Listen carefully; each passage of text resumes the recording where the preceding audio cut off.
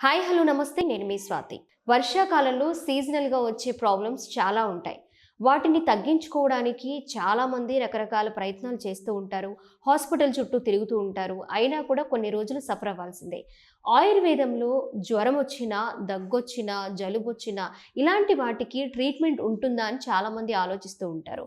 అలాంటి వారి కోసం ఈ డౌట్స్ అన్ని క్లారిఫై చేయడానికి మనతో పాటు రెడీగా ఉన్నారు పంచకర్మ స్పెషలిస్ట్ మణి గారు. మరి వర్షాకాలంలో వచ్చే జ్వరాలకు ఎక్కువగా డెంగ్యూ ఉంది ప్రజెంట్. డెంగ్యూ జ్వరానికి అలాగే జలుబు కానివ్వండి, దగ్గు కానివ్వండి, వీటికి ఆయుర్వేదంలో ఎలా ఉంటుంది ట్రీట్మెంట్ అనేది మనం మణిగారిని అడిగి తెలుసుకుందాం. నమస్తే మణిగారు. నమస్తే అమ్మా. ఎలా ఉన్నారండి? బాగానే ఉండాలమ్మా. ఈ వర్షాకాలంలో చాలా ప్రాబ్లమ్స్ ఉంటాయి మణిగారు. ఎక్కువగా దగ్గు, జలుబు, జ్వరాలు ఎక్కువ. రకరకాల జ్వరాలు, డెంగ్యూ అని, టైఫాయిడ్ అని, మలేరియా అని చాలా ఎక్కువగా ఉంటాయి. వీటికి ఆయుర్వేదంలో ట్రీట్మెంట్ ఉంటుందా? అంటే త్వరగా తగ్గదు, ఆయుర్వేద వైద్యం కొంచెం స్లోగా తగ్గుతుంది అనేది ఒకటి ఉంది కాబట్టి మన ఈ త్వరగా తగ్గిపోయే ఈ జ్వరాలకు కానివ్వండి, దగ్గు కానివ్వండి, ఆయుర్వేద వైద్యం ఎలా పనిచేస్తుంది, ఎలా ఉపయోగించుకోవచ్చు? అమ్మా, ఇందులో డెంగ్యూ మనం ఏం చేయలేము. అది మామూలుగా బయట ప్లేట్లెట్స్ పడిపోతాయి కాబట్టి దానికి బయట తీసుకోవాల్సింది ట్రీట్మెంట్. ఓకే. ఇప్పుడు సీజనల్గా వచ్చే దగ్గు కానీ, జలుబు కానీ, జ్వరం, మామూలు జ్వరం కానీ, వీటన్నిటికైతే ఆయుర్వేదిక్లో మంచి మెడిసిన్ ఉంటుంది.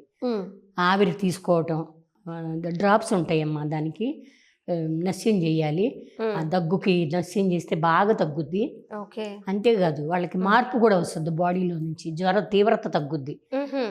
తగ్గి వాళ్ళు ఒక 2-3 రోజులు లైనే చేయించుకున్నారనుకో, బాగా తీవ్రత తగ్గి మామూలు స్థాయికి వస్తారు వాళ్ళు. మళ్ళీ నోరు చేదులు, అన్నం తినకపోవటాలు ఇవన్నీ ఉంటాయి, అన్నీ సరి చేస్తుందమ్మా ఆ డ్రాప్స్ ఇస్తే. మొత్తం సీజనల్గా వచ్చేది ఏది ఉంటే అది ఇమ్యూనిటీ లెవెల్స్ పెంచుద్ది. తలనొప్పి ఉంటే తగ్గుద్ది, జలుబు తగ్గుద్ది, నిద్రలేమి అన్నీ సరి అవుతాయి. జ్వరం అన్నీ మామూలుగా అవుతుంది. కాస్త వాటర్ ఎక్కువ తాగాలి. గోరువెచ్చని నీళ్ళు తాగుతూ ఉంటే తొందరగా పనిచేస్తుందమ్మా.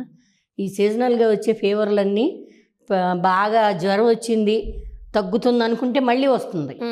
మళ్ళీ వచ్చి వారం రోజులు వాళ్ళని లెగనకుండా చేస్తుంది, నీరసం వచ్చేస్తుంది. నీరసాన్ని పడిపోయి వాళ్ళు లెగలేకపోతున్నారు, ఇమ్యూనిటీ లెవెల్స్ పడిపోతున్నాయి బాగా. దాని మూలంగా వీళ్ళు ఫుడ్ కూడా జాగ్రత్తగా తినాలి, వేడి పదార్థం తీసుకోవాలి, వేడివేడిగా వండింది. ఏదన్నా తినాలనుకుంటే వేడి పాలు, మిరియాల పాలు తాగితే అసలు బాగా తగ్గుద్దమ్మా. అవి తాగొచ్చు, వేడివేడిగా తినేది కూడా వేడిగా తింటాం. అట్లా చేస్తే ఈ సీజనల్గా వచ్చేవన్నీ కాపాడుకోవచ్చు. మిరియాల పాలు ఎక్సలెంట్గా పనిచేస్తుందమ్మా. దీనిలో మిరియాలు నూరుకొని పాలలో కలుపుకొని ఒక చిన్న బెల్లం గడ్డ వేసుకొని, పంచదార కాకుండా వేసుకుని తాగితే బాగా పనిచేస్తుంది. జ్వరం అనేది తీవ్రత తగ్గించేస్తుంది, ముందు బలం వస్తుంది మనిషికి, ఆహారం తీసుకోవాలనిపిస్తుంది, బాగుంటుంది. కొంతమందికి దగ్గు అనేది 10-15 రోజులు తగ్గదు మణిగారు. దగ్గు వస్తే వాళ్ళు 15 days సఫర్ అవుతారు, దగ్గుతూనే ఉంటారు పాపం. పొడి దగ్గు వస్తుంటుంది, కఫం పడుతూ ఉంటుంది కొంతమందికి, అలా రకరకాలుగా. వాళ్ళకి వెంటనే రిలీఫ్ ఇస్తుందా? మీరు ఇస్తుందమ్మా. లంగ్ ఇన్ఫెక్షన్ ఉంటుంది వాళ్ళకి, లోపల లంగ్ ఇన్ఫెక్షన్ ఉంటుంది. అప్పుడు ఖచ్చితంగా తగ్గుద్ది. తగ్గితే ఇది ఆవిరి వల్ల ఇన్ఫెక్షన్ బాగా తగ్గుద్ది. దీనిలో కొద్దిగా మెడిసిన్ వేసేసి ఆవిరి పట్టిస్తే మనం ఇవి ఉంటాయమ్మా, ఒట్టివేరు అవన్నీ వేసి, ఒట్టివేరు వేసి ఆవిరి పడితే బాగా పనిచేస్తుంది లంగ్స్కి. అవునా? పనిచేస్తుంది.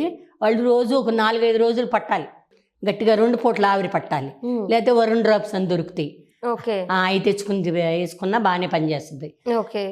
ఆవిరి పట్టారంటే బాగా తగ్గుద్ది లంగ్ ఇన్ఫెక్షన్. పొడి దగ్గు కానీ, కఫంతో ఉండ దగ్గు కానీ, ఏ దగ్గు అయినా సరే బాగా తగ్గుద్ది అలా పడితే ఆవిరి పడితే. ఇప్పుడు చిన్నపిల్లలు కూడా ఎక్కువగా సఫర్ అవుతూ ఉంటారు మణిగారు. వాళ్ళకి మీరు చెప్పిన ట్రీట్మెంట్ ఆయుర్వేదంలో ఉపయోగపడుతుందా? వాళ్ళు చేయించుకోవచ్చు? చిన్నపిల్లల కంటే ఒక 5 సంవత్సరాలు దాటాలమ్మా, లేకపోతే అది ఇబ్బంది. వాళ్ళకి చిన్నపిల్లలు కదా, వాళ్ళకి ఇదేం పని చేయదు, వాళ్ళని హాస్పిటల్కి తీసుకెళ్లాల్సిందే. 5 సంవత్సరాలు దాటిన తర్వాత అయితే మనలాగా చేయటం అవసరం అవుతుంది. అప్పుడు వీళ్ళకి ఆవిరి పట్టించవచ్చు, చిన్న దాంట్లో నీళ్ళు పెట్టి వేసి పట్టొచ్చు, అంత బాగానే ఉంటుంది. కొంచెం హెడ్కి హెడ్ కదిపి ఆవిరి పట్టి ఈ డ్రాప్స్ అవి వేసుకోవటం ఇచ్చేస్తే బాగానే ఉంటుంది. కానీ 5 సంవత్సరాల ముందు ఏం చేయకూడదు వాళ్ళు, చిన్నపిల్లల కింద లెక్క. 5 సంవత్సరాలు ఎక్కువ ఉన్న వాళ్ళకంటే దాటిన వాళ్ళకైతే నార్మల్గా ఈ ట్రీట్మెంట్ చేయొచ్చు. మళ్ళీ ఇదే సీజన్లో చాలామంది ఆస్తమా పేషెంట్స్ ఉంటారు. వాళ్ళు ఎక్కువగా సఫర్ అవుతూ ఉంటారు. మళ్ళీ రెగ్యులర్గా వాడే టాబ్లెట్స్ వేసుకున్నా కూడా వాళ్ళకి కంట్రోల్ అవ్వదు. అలాంటప్పుడు అలోపతి వాడుతూ ఈ ఆయుర్వేదం ట్రీట్మెంట్ తీసుకోవచ్చమ్మా.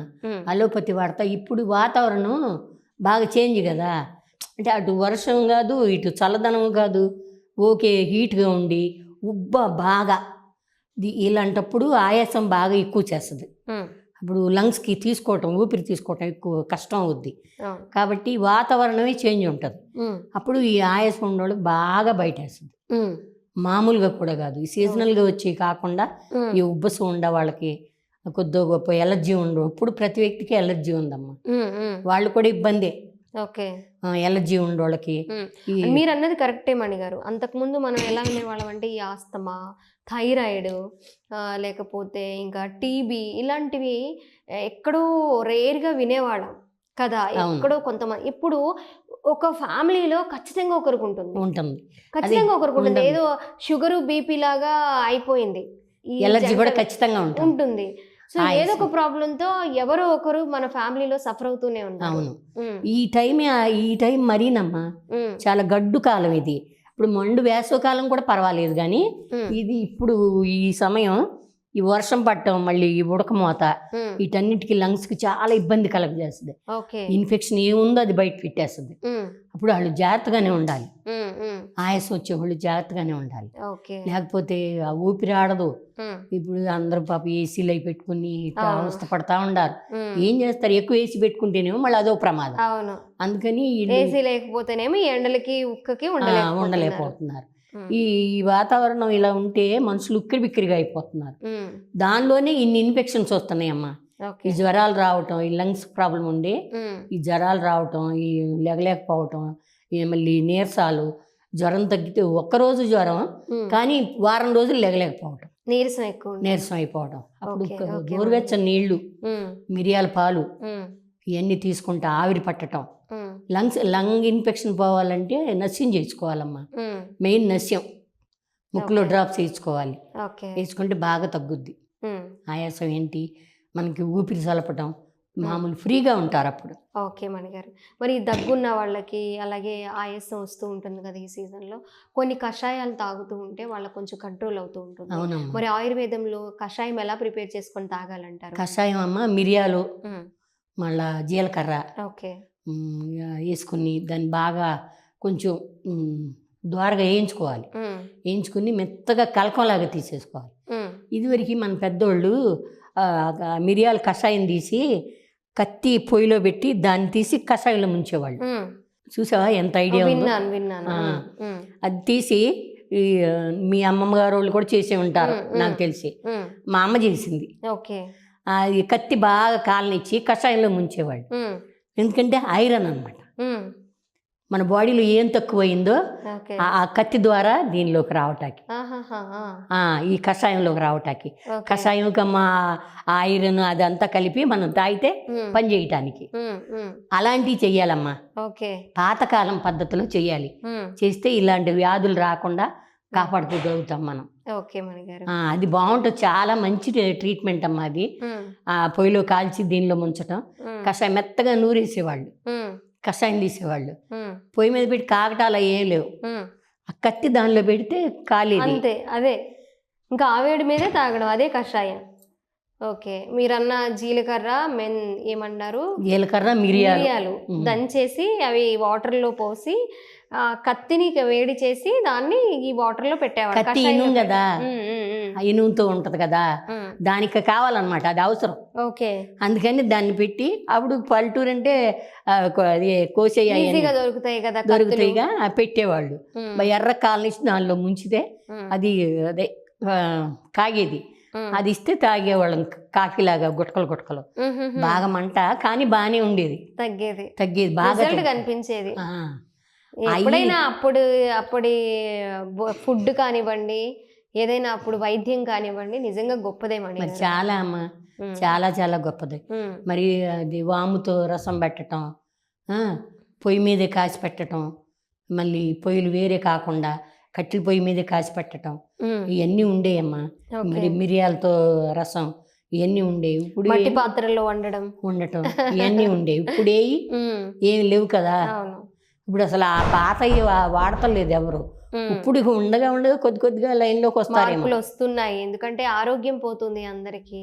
మనం ఏదైనా డబ్బులు పెట్టి కొని తెచ్చుకోగలం, అవును కానీ ఆరోగ్యాన్ని మాత్రం ఎంత ఖర్చు పెట్టినా తెచ్చుకోలేకపోతున్నాం. కాబట్టి చాలా మంది లైఫ్ స్టైల్లో చేంజెస్ తీసుకొచ్చుకుంటున్నారు. మనం అవునమ్మా. ఇంకొంచెం మారి నిజంగా పెద్దవాళ్ళు ఏదైతే చేశారో, ఎలా అయితే వారి ఆరోగ్యాన్ని కాపాడుకున్నారో, ఎంత స్ట్రాంగ్గా ఉన్నారు, మళ్ళీ ఇప్పుడు ఈ జనరేషన్ కాకపోయినా రాబోయే తరాల వారికైనా వాటిని అందించి ఆయుర్వేద వైద్యం వాడుతూ దానిలో ఉన్న ఆరోగ్యాన్ని పొందుకుంటూ ఆనందంగా జీవించాలని మనము కోరుకుందాం. థ్యాంక్ యూ సో మచ్ మణి గారు.